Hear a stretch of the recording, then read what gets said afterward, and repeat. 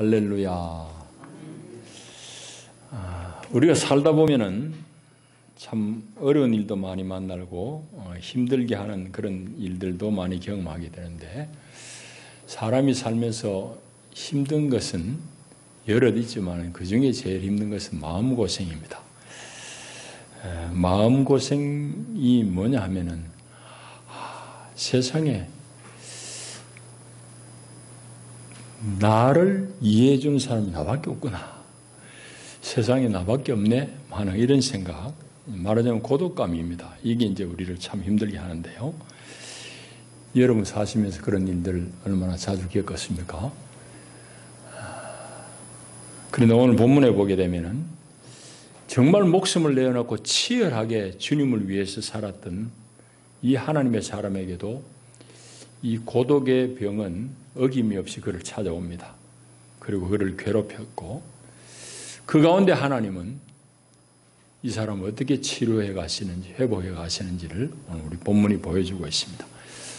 오늘 이제 이 얘기를 좀 이해하려고 그러면은 17장부터 다 읽어야 되는데, 오늘 19장 일부만 읽었습니다. 짧게 요약을 하자면은 17장부터 19장까지는 아합 왕 때에 하나님의 위대한 사람 엘리야를 하나님이 세우셔서 아합의 잘못된 것들을 하나님이 이제 꾸짖는 그런 내용입니다.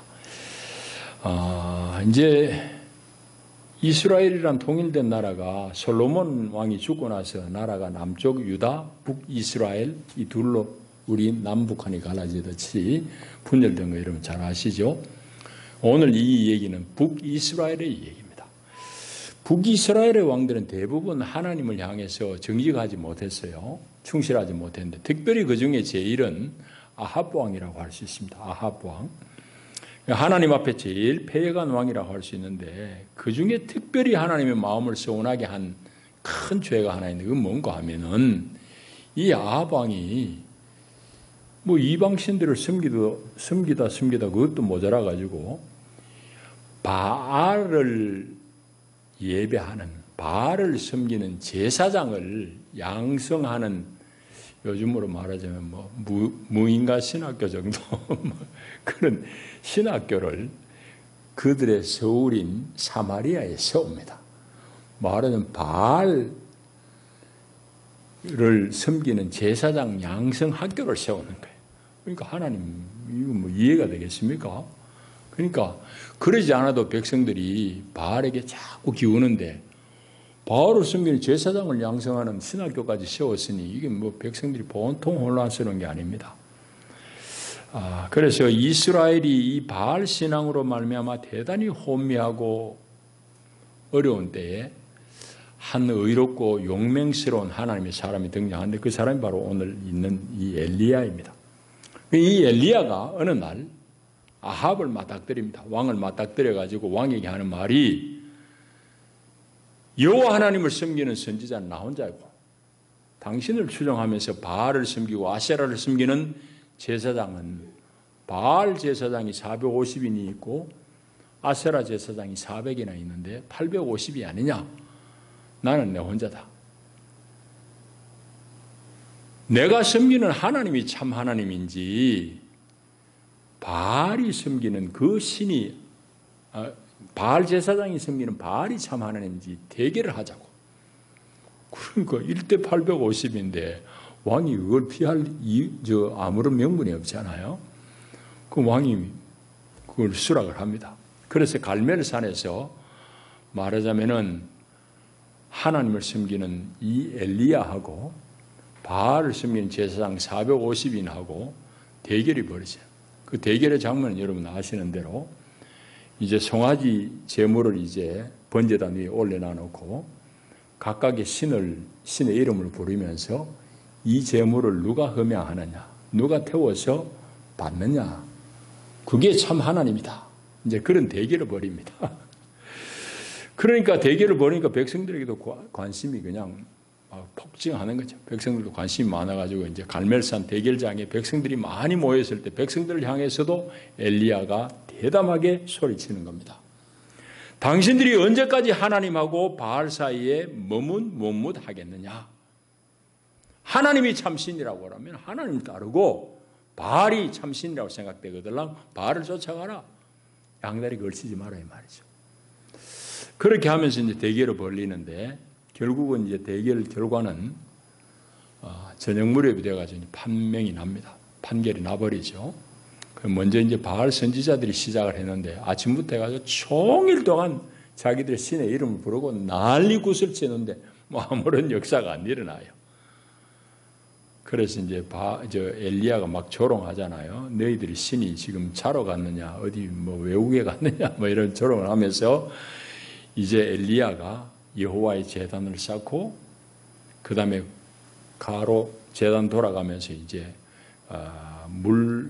그 고랑을 팝니다. 그리고는 이제 물 한 4말, 5말 정도로 부어요. 제물 위에 부어놓고 이제 고랑에도 물이 꽉 찼잖아요. 야훼 하나님의 이름을 부르고 하나님 여기에 임하시고 우리 예배를 우리 제사를 받아달라고 그렇게 기도할 때 하늘에서 불이 떨어져요. 그 물이 묻어있는 물이 다 적셔진 제물을 다 태워버리고 하나님이 참신임이 이제 증거된 거예요. 그로 말미암아서 이제 백성들도 막 고함 지르고 이제 엘리야를 응원했을 거 아니에요. 그래서 이제 바알 선지자 450인을 그 기손 시내에 다 몰아다가 그들을 이제 처결해 버립니다. 그게 이제 우리가 읽지 않았던 앞의 얘기인데 오늘 이 얘기는 무슨 얘기인가 하면은 그 소식을 왕궁에 있던 왕비 이세벨이 들은 겁니다. 이세벨은 이제 아합 왕의 부인이지만은 여기 시돈이라는 이방 나라의 공주 출신이에요. 이 여자가 온갖 그런 잡신을 다 이제 데려온 사람입니다. 그러니까 아합이 이렇게 바알 신학교를 세우는 것도 다 이제 이세벨의 영향이라고 볼 수 있어요. 이 이세벨이 자기가 공들여가지고 키워놓던 제사장들이 다 뭐 일시에 몰살당했다는 소리를 듣고 막 속에서 분이 그냥 막 일어납니다. 그래가지고는 사람을 보내가지고 엘리야에게 협박을 하는 거예요. 내일 이맘때까지 내가 당신 생명을 오늘 죽은 이 사람들의 생명같이 내가 당신 생명을 죽이지 못하면은 신이 나에게 벌 위에 벌을 내릴 것이다. 그러면서 자기가 섬기는 신의 이름을 들먹이면서 이제 엘리야를 죽이겠다, 살해하겠다 협박을 하는 거예요. 그 오늘 읽은 이 얘기는 이제 거기서부터 시작이 되는데 엘리야가 용맹스럽게 갈멜산에서 그래 대결하고 승리하고 그래 했는데도 불구하고 오늘 그 소식을 듣고는 그냥 쫄아버린 거예요. 마음이 몹시 그냥 혼미해지고 약해져가지고 그냥 도망을 가요. 피신합니다. 피신을 저 멀리 남쪽으로 이제 피신 가고 거기서도 못 믿어오는지 결국 이제 호렙산까지. 호렙산은 에집트하고 경계에 있는 시내산에 있는 시내산이라고도 불리는 산입니다. 그 산은 잘 아시죠? 거기까지 이제 피신을 갔는데 거기 도망가가지고 굴 속에 숨어 있는데 하나님 거기 찾아오셨어요. 거기 찾아오셔서 하나님 하신 말씀이 엘리야, 엘리야, 네가 왜 여기 있느냐? 그 얘기 무슨 얘기예요? 엘리야, 네 있을 자리가 아닌데 왜 여기까지 와 있느냐 이 말입니다. 그 엘리야가 이제 변명을 합니다. 하나님 생긴 사람 나 혼자만 남았고 백성들도 다 하나님에게서 마음이 떠나가지고 바알을 섬기고 선지자들 칼로 도륙하고 나 혼자 남아가지고 여기 피했습니다. 하나님께서 이제 내가 너를 만나고 너를 지나갈 텐데 이제 산 위에 나의 앞에 서라 라고 그런 말씀을 합니다. 그래서 이제 결국은 그 자리에서 이제 하나님을 만나는데 하나님을 만나고는 하나님께서 그 시에 엘리야에게 하신 말씀이 너 여기 있어야 될 사람이 아니다. 너 왔던 길을 되돌이켜가지고 광야길을 통해서 다메섹에 돌아가라. 그럽니다. 다메섹은 아람, 지금 시리아입니다. 시리아의 수도가 다마스쿠스. 지금은 다마스쿠스라고 하는 성경의 다메섹이에요. 다메섹으로 돌아가서 하사엘에게 기름을 부어가지고 아람 왕을 삼으라. 이 말은 무슨 말인가 하면 하나님은 이스라엘의 하나님만이 아니고 열방도 다 다스리는 주관하는 하나님이다 이 말입니다. 그래서 아람의 왕으로 하사엘을 기름 부어 세우고 그 다음에 이스라엘의 왕으로는 예후를 기름 부어가지고 이스라엘의 왕으로 세워라. 그리고 너의 후계자도 세워야 될 텐데 엘리사를 불러다가 엘리사에게 기름 부었고 너 후계를 삼아라. 이런 하나님이 사역을 명한 바입니다. 그렇게 이제 다메섹으로 돌아가라 하시면서 하나님이 하신 말씀이 엘리야가 하도 자기 혼자 남았다고 그러니까 엘리야 네 혼자인 줄 아느냐? 아니라고. 내가 바알에게 무릎 꿇지 아니한 사람, 바알을 섬기지 아니한 사람 7천을 내가 남기겠다 한 말씀이 오늘 우리가 읽은 이 본문의 내용입니다. 자, 오늘 본문을 조금 더 우리 깊이 한번 들어가 보셔야 되겠는데요. 방금 얘기한 대로 이 엘리야에 관련된 스토리는 17장부터 19장까지 3장에 걸쳐 있어요. 그런데 19장은 분위기가 확 바뀌어버려요. 17장, 18장은 아주 용맹스러운 하나님의 사람 엘리야가 다 등장해요. 17장, 18장은 여러 이적 기사가 이제 적혀 있는데 방금 얘기한 대로 갈멜산에서 850인의 바알, 아세라 제사장들하고 대결하는 장면이 아주 클라이맥스예요. 이 부분을 중심해가지고도 많은 이적이 일어납니다. 17장 제일 먼저 일어나는 이적은 뭔가 하면은 사르밧에 가가지고 과부로부터 몸을 의탁하고 양식을 얻어먹고 하도 거기 기근이 심했으니까 거기서부터 이제 이적이 시작되는데 사르밧 과부가 먹을 양식이 없어요. 이제 마지막 한 끼 남아서 먹고 죽을 판인데 엘리야가 자기 보고 이제 밥을 공개하라고 그러니까 기가 막힐 노릇이잖아요. 그래도 하나님의 말씀을 순종해서 이 과부가 엘리야를 먼저 대접할 때 놀라운 일이 일어납니다. 여러분 잘 아시는 대로 기름병에 이제 한 번 해먹고 말할 그 기름 올리브 오일이 한 번 쓸 거밖에 안 남았는데 그 기름병에 기름이 가득 차게 돼. 또 밀가루도 이제 함께 해먹고 이제 마지막인데 밀가루 넣어놓은 독에도 그냥 밀가루가 가득 차게 됩니다. 이 놀라운 이적이 이제 여기서 일어나죠. 그뿐만 아닙니다. 그 며칠 있다 보니까 엘리야가 이제 기수하던 그 몸을 위탁했던 그 과부의 아들이 죽어버려요. 아들이 죽었는데 그 아들을 살려내는 이적도 있어요. 이게 다 이제 17장, 18장에 있습니다. 자, 이런 놀라운 기적들이 일어나는데 재미있는 것은 성경을 가만히 보면은요, 성경이 그냥 별로 쓰인 게 아니라는 걸 분명히 우리 알 수 있어요. 이런 놀라운 이적 기사들, 제일 중심에 이제 갈멜산의 대결이 있다고 했잖아요. 이런 엘리야가 행한 이적들을 앞뒤에서 싸고 있는 관로라고 그래요. 관로. 전문 용어는 관로. 관로가 이제 이렇게 앞뒤로 이제 이 수학 공식을 이렇게 싸고 있잖아요. 관로. 그같이 문학적인 기법인데 이런 엘리야가 행한 이적 기사 앞뒤에 싸고 있는 부분이 뭔지 여러분 아시는지 참 궁금하죠. 근데 17장 앞을 보세요. 제일 먼저 보면은 뭐가 나오는가 하면은 기근에 대한 선포입니다. 이 엘리야가 이제 아합 왕 앞에 가가지고 야훼의 말씀이 임하기 전에는 내가 말하기 전에는 이 땅에 비 한 방울 안 떨어질 것이고 이슬 한 방울 없을 것이다. 그래요. 비에 대한 얘기, 요즘 비 참 우리가 이 골치 아픈 비입니다. 그런데 그때는 하도 비가 3년 동안 비가 안 내려요. 만으로 치면 2년 채 안 될 텐데 한 비가 안 내려가지고 너무너무 곡식 먹고 살 게 없어요.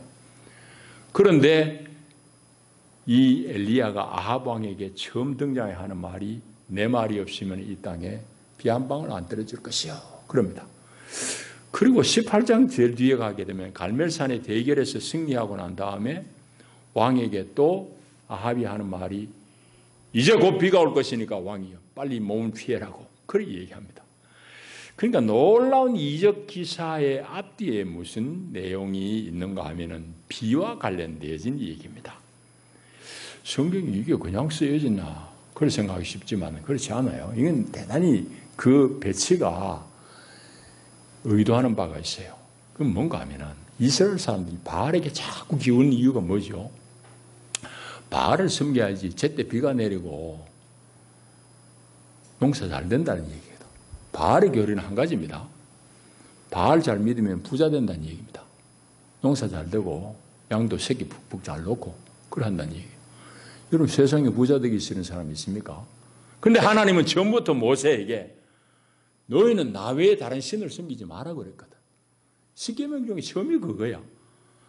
그런데 하나님은 이미 가나안 땅에는 바알 신앙이 아주 깊은 걸 아니까 계속해서 하나님의 종들을 통해서 바알을 경계해라, 바알을 경계해라, 바알 섬기지 마라 그러는데 이스라엘은 결국은 바알을 섬깁니다. 바알만 섬긴 건 아니에요. 하나님을 섬기지만은 바알에게 자꾸 경도 치우칩니다. 이렇게 치우치는 이유는 방금 얘기한 대로 부자 되게 한다고 그러니까 부자 안 되고 싶은 사람이 세상에 있냐 이 말이지. 그런데 성경이 지금 엘리야 기사를 17장 18장에서 비 안 내리게 하는 것도 야훼 하나님이고 비 내리게 하는 것도 야훼 하나님이라는 걸 보여주는 거예요. 말하자면은 너희들이 섬기는 바알이 비 내리게 하는 신이 아니라는 말이죠. 하나님이 비 내리게 한다. 그래 하나님 말씀이 없으면 3년 동안 비 한 방울 안 내릴 것이고 이제 3년이 지나가지고 아합 앞에 다시 와가지고 갈멜산 대결을 벌이고 나서는 이제 비가 올 테니까 당신 빨리 피해라고 이 얘기한 것도 하나님의 말씀이에요.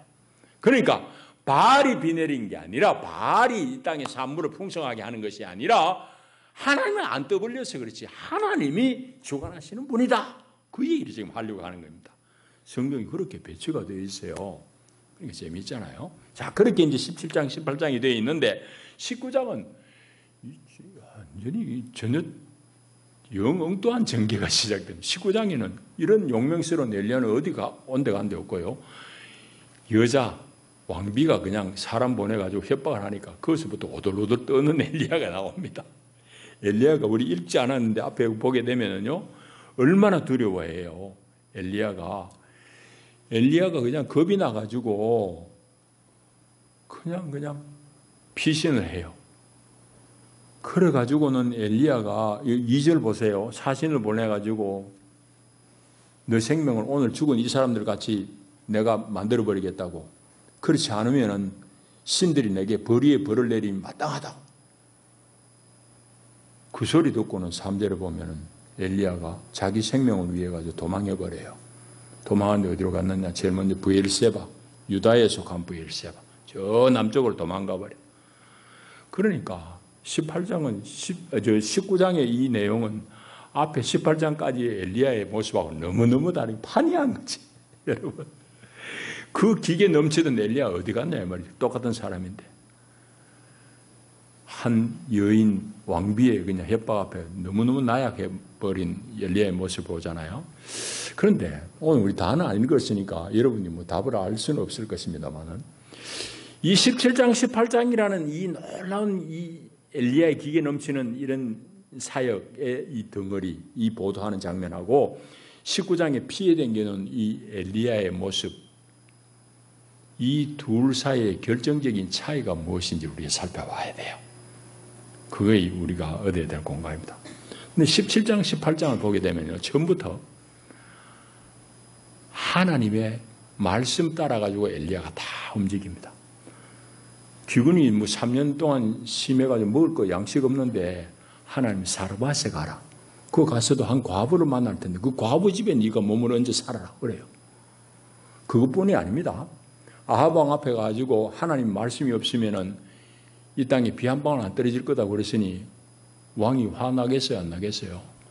왕이 진노할 거 아니에요? 안 그래도 지금 먹을 거 없어가지고 왕이 고민인데 이놈이 그냥 아주 그냥 불난 집에 뭐 기름 붓는 것도 아니고 말이지 와가지고 또 기근이 3년 더 있다고 그러니까 자기 말 없으면 비 한 방울 안 떨어진다고 그러니까 화가 얼마나 나겠어요. 그래가지고 이 엘리야가 좀 무서운데 하나님은 그리시네가로 가라고. 그리시네가 피할 때 까마귀를 통해가지고 하나님 또 공개해요. 17장, 18장은 뭔 얘기고 하면은 엘리야가 용맹스럽게 이 사역하는데 배후에 전부 하나님 말씀이 있어요. 하나님이 말씀하고 그 말씀에 순종해가지고 놀라운 역사를 일으키는데 이 19장에도 와가지고 보면은 자기 생각이 사로잡아요. 왕비가 그냥 사신을 보내가 협박하니까 지레 겁을 먹어가지고 지가 도망가 버려. 자기 생각을 판단해가지고 도망갔고 자기 생각 따라가지고 브엘세바 갖고 그래 해버린 겁니다. 자기가 스스로 생각하고 스스로 도피해버린 거예요. 이게 결정적인 차이예요. 자, 그러면은 엘리야가 이렇게 스스로 생각하죠. 내가 안 피하면 죽겠다 할 정도로 엘리야를 힘들게 한 게 뭐냐? 표면적으로는 왕비인 이세벨의 협박이죠. 그건 표면적인 거예요. 그건 뭐 읽으면 다 나오는 거잖아요. 그런데 그 내면에는 뭐가 있는가 하면은 심리적인 모든 게 사람의 마음이 정하잖아요. 심리적인 맥락에서 읽어보게 되면은 엘리야를 정말 힘들게 한 건 뭐냐 하면은 바알에게 대항하는 사람 세상에 나밖에 없다는 이 고독한 마음이에요. 고독함이. 여러분 어디 큰 일을 두고도 부부가 마음이 합해야지 뭘 일을 견뎌내지. 교회 어려운 일이 있으면 교우들이 함께 마음을 합해야지 그건 뭘 돌파해도 돌파할 텐데 당신 혼자 알아서 하소 하고 집에서도 부부가 마음이 쪼개지면 그거 어떻게 하겠어요?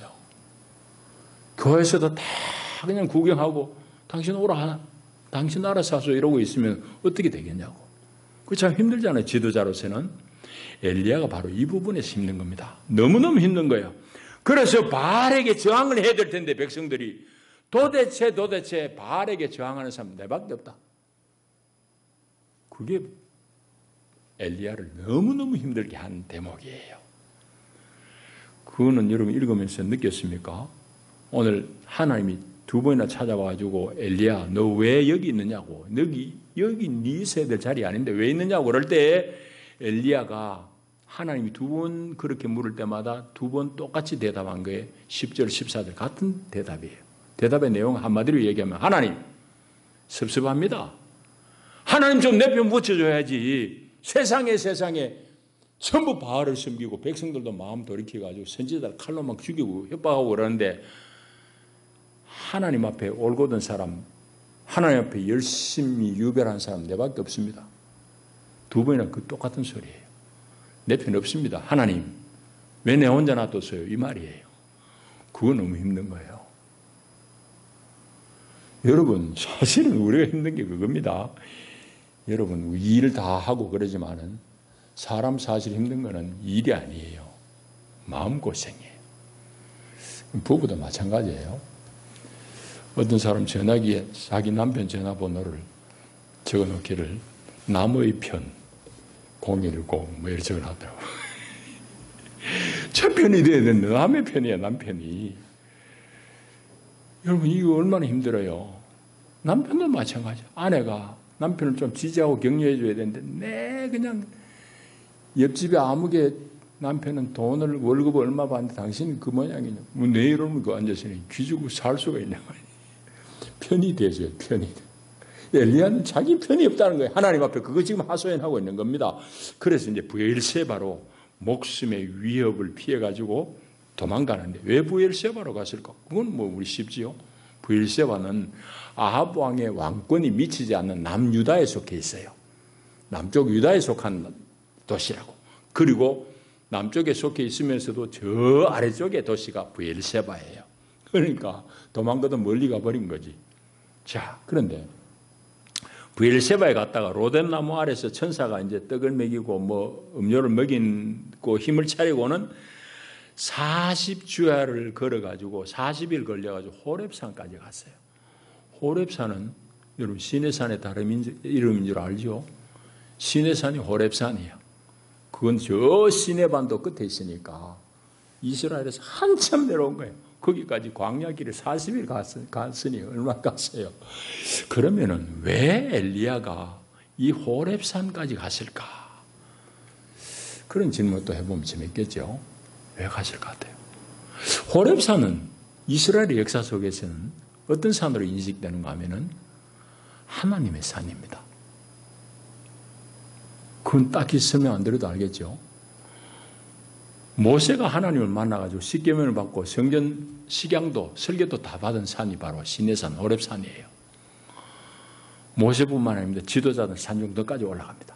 백성들은 산 아래쪽에 머물고 나중에 모세가 하나님 율법을 받아오고 나서 시내산 자락의 평지에 백성들이 1년을 꼬박 1년을 머뭅니다.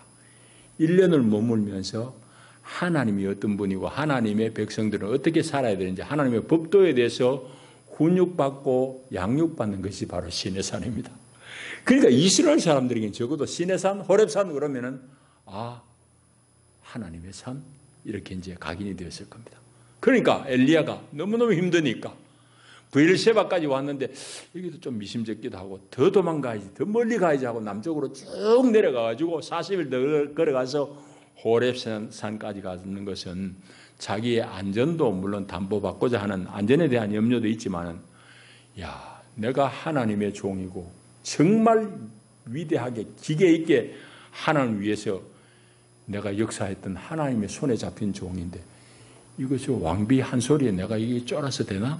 뭐 이런 생각도 들었을 거예요. 그래서 그 해결은 결국은 하나님의 산에 가서 하나님 직접 만나야지 해결이 안 되겠나 하는 생각에서 기대해서 갔을 것으로 저는 읽었어요. 자, 그래서 결국은 이제 이런 기대 때문이지 하나님 호렙산까지 찾아온 이 엘리야를 만나 주십니다. 그런데 더 재미있는 것은 이거 하나만 해도 설교를 충분히 할 수 있는데, 하나님께서 호렙산 굴에 피해 있는 엘리야를 찾아와 가지고 하나님이 만나 주시잖아요. 그런데 하나님이 찾아오시고 만나 주시는 것은 어떤 일, 무엇을 통해서 그 만남이 성사되느냐는 질문을 해봐야 돼요. 그건 이제 11절 이하에서 볼 수 있습니다. 하나님이 굴 속에 있는 엘리야에게 찾아와서 네 여기 왜 있느냐? 그러니까 변명을 했다는 거 얘기했지요. 나 혼자 남았다. 그래서 피해 있다고. 그런데 하나님은 하신 말씀이 네 굴에 있을 놈이 아니다 하면서 하나님이 하신 말씀 11절에 너 나가라. 나가지고 산에서 여호와 앞에 서라. 우리 번역은 조금 중점이 뒤집어졌어요. 산에 서라라는 게 아니고 나가서 산에서 야훼 앞에 여호와 앞에 서라 이 말입니다. 이 말의 그 중점이 있잖아요. 원문 읽으면 그래 돼요. 그 여호와 앞에 서라 이 말이에요. 너 자꾸 피해가지고 너 굴에 숨고 그게 말이 되느냐? 너 산에 나가지고 여호와 앞에 서라 이 말입니다. 그 얘기를 해요. 자, 그런데 하나님이 나타나시는데 처음에는 막 강한 바람이 태풍 같은 바람이 불어오지 막 바위가 구르고 바위가 깨지고 그러는데 거기도 하나님은 안 나타나셔. 그 다음에는 또 바람이 지나가고 나는데 지진이 있는데 지진 가운데 하나님이 안 계셔. 지진 후에 막 불이 붙었는데 불 가운데도 하나님이 말씀이 안 들려. 다 지나가고 불이 지나가고 난 다음에 세미한 소리 가운데 하나님이 당신 나타내십니다. 세미한 소리. 여러분, 이제 구약에 보게 되면 하나님의 사람을 하나님 만나주시는 장면이 몇 번 있습니다.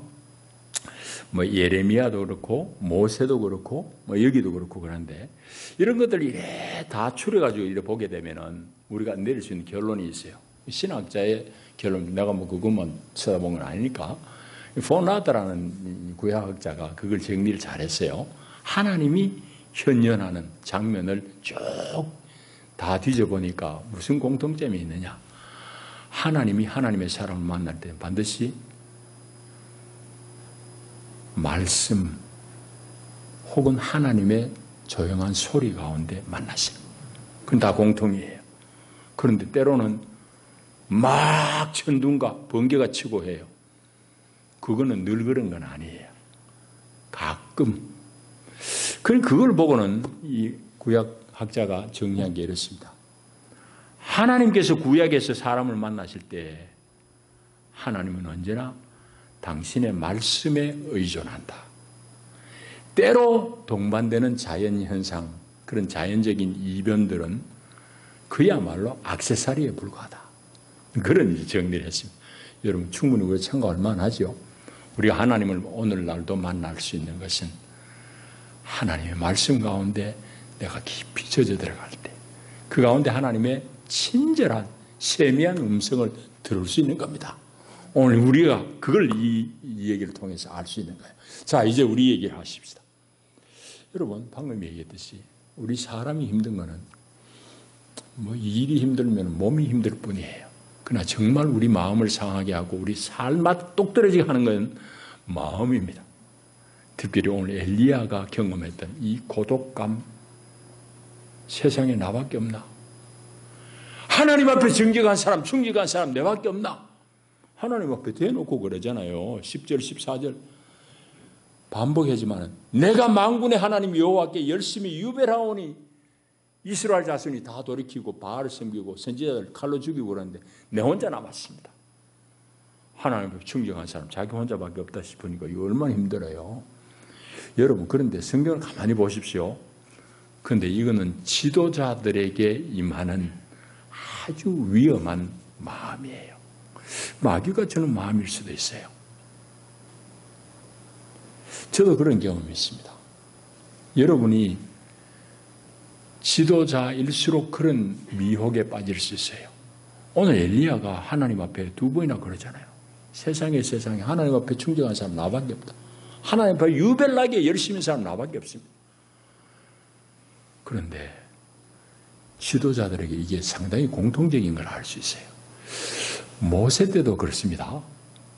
모세가 어려운 게 뭔가 하면은 백성들이 자꾸 모세를 향해 원망하기 어렵잖아요. 그런데 민수기 11장에 가면은 재밌는 이 모세의 멘트가 장면이 나옵니다. 뭔가 하면은 백성들이 모세를 향해서 막 조금만 어려움이 있으면 자꾸 원망하고 불평하고 그러는데 그게 참 어렵죠. 그런데 11장에 보면은 바로 이 엘리야의 마음도 엘리야의 마음을 모세도 가졌다는 걸 알 수 있어요. 그 11장 13절에 보게 되면 어떤 장면인가 하면은 백성들이 모세에게 자꾸 불평하기를 우리가 애굽에 있을 때는 고기 실컷 먹고 말이지 마늘도 먹고 부추도 먹었는데 당신이 여기 데리고 와가지고 우리 뭐냐고 이거 말. 아침마다 내리는 뭐 까칠까칠한 가시 같은 거 그거 먹이고 만나만 먹이고 이거 여러분 30세끼 한 달 같은 반찬하고 밥하고 먹여봐요. 진짜 토가 나올 거예요. 그 사람은 어떻게 살겠어요? 이스라엘 백성은 이해할 만하지. 만나면 먹이니까. 이게 뭐 죽으로도 쏘아 먹고 빵으로 대 먹었을 텐데 그래도 지겹잖아요. 그래가지고 고기 달라고 백성들이 막 어거지 막 모세를 향해서 삿대질하고 그러니까 모세가 고백하는 독백이 13절에 놀랍습니다. 엘리야와 똑같아요. 모세가 뭐라고 하는가 하나님 앞에 막 그래야 됩니다. 이 모든 백성에게 줄 고기를 내가 어디서 얻으리까? 주여 그들이 나를 향하여 울며 이르되 우리에게 고기를 주어 먹게 하라 하온즉 책임이 심히 중하오니 나 혼자서는 이 모든 백성을 감당할 수 없나이다. 주님 구하옵나니 이제 내게 은혜 베푸셔서 나 좀 데려가 주세요. 나를 좀 죽여주세요 이 말입니다. 그래서 이 고난 당함을 내가 더 이상 보지 않게 해주십시오. 그렇게 말해요. 거기에도 엘리야의 마음이 그대로 있어요. 물론 엘리야보다 한참 선조지만은 모세가 백성들이 그래가 악다구를 치니 하나님 내 혼자 이 백성 감당 못하겠습니다. 여러분 그간에 보면은 백부장도 나오고 천부장도 나옵니다. 이제 그런 모세의 어려움을 하나님께서 이제 도우려고 이제 돕는 사람을 세우는데 교회도 마찬가지. 일꾼 세운 것은 주의 종을 도와가지고 함께 동역하라는 말이잖아. 그런데 실제로 그게 안 되거든. 안 되니까 지금 엘리야가 너무너무 힘든 거야. 자, 모세도 마찬가지 그런 어려움을 겪었잖아요. 그러나 오늘 성경이 우리에게 분명히 보여주는 것은 여러분 하나님의 사람에게는 언제나 하나님이 함께 계신다는 사실입니다. 할렐루야. 하나님이 함께 계시지. 모세에게도 마찬가지고 엘리야에게도 마찬가지고 지 혼자라고 죽겠다고 그러고 모세도 지금 감당이 안 되고 하나님 그만 나 데려가 주세요. 나 더 못하겠습니다. 나자빠지는데 하나님이 모세에게 네 혼자가 아니라고 그래요. 엘리야에게도 마찬가지. 하나님이 나타나시잖아요. 여러분 그러니까 우리가 성도들이 그런 관점에서 참 가정에서도 아까 부부 얘기를 했지만은 가정에서 부부가 한 마음 서로 공감하는 그런 동반자가 되어야 되고 교회도 마찬가지입니다. 우리가 사도성경에서 늘 성도의 교제와 성도의 교통을 우리가 고백하잖아요. 성도끼리 서로 교제, 교통하면서 코이노니아입니다. 그건 뭐 꼭 밥 먹는 것으로만 아니에요. 코이노니라는 것이 담고 있는 여러 깊은 의미가 있습니다. 그거는 성도의 교제, 교통, 서로 속마음을 토하면서 내 아픔을 이해하고 공유하고 서로 격려해주고 하는 이런 것들, 그런 일이 꼭 필요해요. 그리고 그 교회에서 마땅히 해야 될 일일 뿐만 아니라 성도는 끝내는 하나님이 나와 함께 계신다는 분명한 인식이 필요해요. 오늘 성경은 우리 이걸 분명하게 보여줍니다. 자, 두 번째 또 하나 우리가 살필 내용이 있어요. 이렇게 이제 엘리야가 죽겠다고 저 멀리 남쪽 호렙산까지 가지고 굴에 숨어 있는데 거기 하나님 찾아 기가 막힐 노릇이다. 하나님 거기까지 찾아오셔가지고 엘리야, 네가 어찌하여 여기 있느냐? 네 있을 자리 아닌데. 그러면서 사명을 회복시켜 주잖아요. 그러니까 하나님은 하나님의 사람을 찾아오시고 말씀하시고 그 말씀으로 회복시키시는 하나님이십니다. 여러분, 이거는 오늘 여전히 우리에게도 똑같은 하나님이십니다. 네가 어찌 여기 있느냐? 네가 어찌 여기 주저앉아 있느냐? 일어나거라. 하나님 그렇게 새 힘을 주십니다. 여러분, 오늘 우리 하나님은 당신의 사람을 찾아오시고 그 탄식에 공감하신 하나님, 그리고 치료하신 하나님이다 말이죠. 여러분, 오늘 우리 하나님을 다시 한번 확인하는 것입니다. 한 가지 더 우리가 살펴야 될 공간은 하나님은 어느 시대나 역사 가운데 하나님의 사람을 남겨두신다는 사실입니다. 오늘 얼마를 남겨뒀다고 그랬죠? 7,000명. 7,000명을 남겨두겠다고 하나님이 말씀해야 해요. 18절에 보면은 그러나 내가 이스라엘 가운데 7,000명을 남기리니 다 바알에게 무릎 꿇지 아니하고 다 바알에게 입 맞추지 아니한 자니라. 엘리야, 네 혼자라고 너무 서둘러 결론 내리고 네 혼자 서운해하지 말아라. 정말 하나님 앞에 충정한 사람 7,000명을 내가 남겨두겠다. 그런 말씀입니다. 엘리야가 이렇게 하나님 앞에 막 이렇게 내밖에 없다고 내 혼자 열심히 유별하다고 한 건 사실은 팩트 체크를 하면 거짓이에요. 왜 그런가 하면은 17장 18장에 보게 되면은 이 아합 왕의 신실한 신하 중에 오바댜라는 사람 만나거든요. 오바댜가 엘리야에게 말해요. 이미 바알에게 무릎 꿇지 아니한 선지자 100명을 내가 이 기근 속에서도 먹이 살리고 있다고. 굴에다가 50명씩 숨겨가지고 그 사람들 내가 공개하고 있습니다. 엘리야가 그 얘기 이미 다 들었어요. 다 들었는데도 하나님 앞에, 하나님, 내가 여기 와 있는 줄 몰라요? 세상에 내밖에 없어요. 내 혼자 왜 남겨놨어요? 하나님 앞에 말하자면은 이게 말은 징징거리는 소리지. 사실이 아니라고. 팩트 체크를 하자면은. 그러니까 여러분, 하나님은 그런 엘리야에게 내가 바알에게 입 맞추지도 않고 무릎 꿇지도 않은 사람 7,000을 남기겠다. 이 말씀은 무슨 말인가 하면은 언제나 하나님은 역사 가운데 당신의 사람을 숨겨두시고 남겨두시고 그 사람들을 통해서 오늘까지 역사를 이어가신다는 사실. 너무너무 황홀하잖아요. 너무너무 기분 좋잖아요. 여러분은 어떤 사람으로 남을래요? 하나님 노아 시대의 사람들이 다 방탕해서 하나님 말씀을 아예 귀담아 듣지 않고 지금 마음대로 그냥 마시고 즐기자. 하나님 노아와 그 8식구를 남겼어요. 갈대아 우르의 사람들이 다 우상에 깊이 빠졌을 때 하나님은 아브라함을 불러내시고 그를 통해서 한 민족을 남겨두셨어요. 역사 가운데 계속 하나님은 우리가 모르지만 하나님이 남겨둔 사람이 있어요. 여러분, 젊은이들이 교회에 대해서 실망을 많이 하는 것 제가 이렇게 알고 있습니다. 그래서 우리는 그래 하면 안 돼야지. 삼가 조심하지만은 여러분, 세상의 교회들 엉터리들이 많은 것 같고 세상의 교회가 잘못하는 것 같지만은 그러나 정말 하나님이 숨겨둔 진실한 교회들도 역시 많습니다. 하나님이 기뻐하시는 교회도 많아요. 여러분들이 어떤 교회를 세워갈 것인지, 여러분들이 어떤 사람으로 하나님 앞에 남겨질 것인지 그 질문을 해봐야 돼요. 남을 손가락질하기 전에. 교회가 여러분 희한합니다. 그러니까 제가 우스갯소리 하지만 하나님 앞에 다 가봐야 알아요. 어느 목사가 진짜 백인지 가짜인지 여기서는 몰라요. 세상에 큰 교회 목사, 새벽 기도에 이야기했습니다만 땅 부자들 목사들 많아요. 그럼 뭐 천국에 갈 사람들이 땅을 그래 많이 가지고 있지. 교회 이름으로 지 이름으로 수천억씩 가져온 사람도 있고.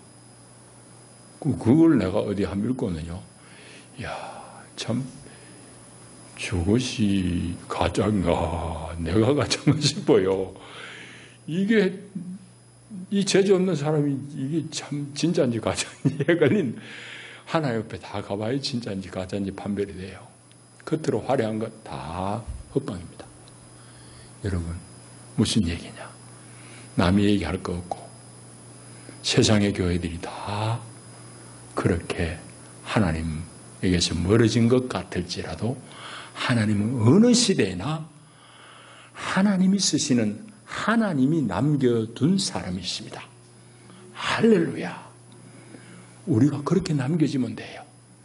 그 이제 남겨둔다, 남은 자, 렘넌트라고 그러죠. 영어로 표기는. 그게 이제 예레미야에 가면은 남겨둔다. 그루터기를 잘라버리지만은 거기에서 새싹이동 같이 하나님 남겨둔다는 말이 많이 나와요. 예레미야에 가면은 남긴 자의 사상이 막 발전해요. 제일 먼저 성경에서 남은 자 사상이 등장하는 게 바로 오늘 이 본문이에요. 예레미야에게 내 혼자입니다. 하나님 주께서요. 아니야. 바알에게 무릎 꿇지 않은 사람 실천을 내가 남겨두겠다. 하나님은 시대마다 이렇게 사람을 남겨둡니다. 저와 여러분이 하나님 앞에 남겨진 자로, 하나님 앞에 충직한 자로 세워질 수 있기를 축복합니다. 기도합니다. 하나님 아버지 감사합니다.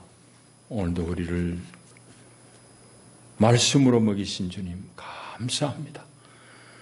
우리가 세상 살면서 때로는 나 혼자 열심히 내는 것 같고 나 혼자 의로운 것 같지만 하나님 이 혼탁한 교회와 혼탁한 세상 가운데서도 하나님 기뻐하시는 하나님이 남겨준 많은 사람이 있습니다. 참 성도들이 서로를 잘 격려하고 세워가며 주의 일을 잘 감당해낼 수 있도록 하나님 우리를 붙들어 주시옵고 하나님 이 혼탁한 세상 가운데 하나님이 기뻐하시는 하나님이 남기신 하나님의 사람으로 올곧게 세움을 입을 수 있도록 우리를 붙드시옵소서. 예수님 이름으로 기도하옵나이다. 아멘.